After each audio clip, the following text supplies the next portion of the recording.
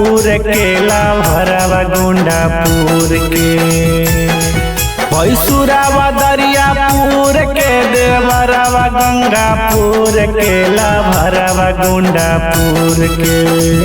तो रंगवा डालोगे सखिया डरेवर भागलपुर के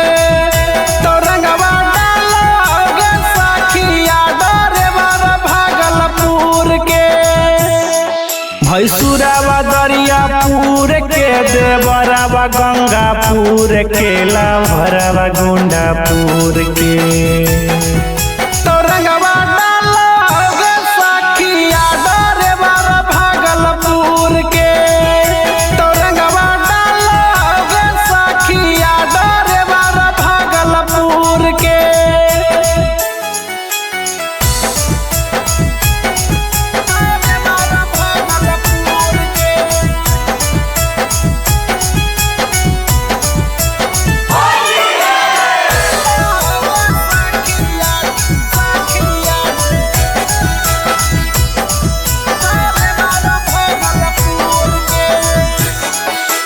लाल पियर रंगा गोरी ढोढ़ी पर लगाबो है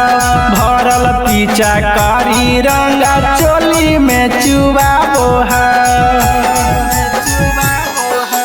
लाल पियर रंगा गोरी ढोढ़ी पर लगाबो है भरल पीछा कारी रंगा चोली में चुबाबो है भैसुरावा दरियापुर के देवरवा गंगापुर के लाभरवा गुंडापुर के तो रंगवा डालोगे सखिया डरेवर भागलपुर के तो रंगवा डालोगे सखिया डरेवर भागलपुर के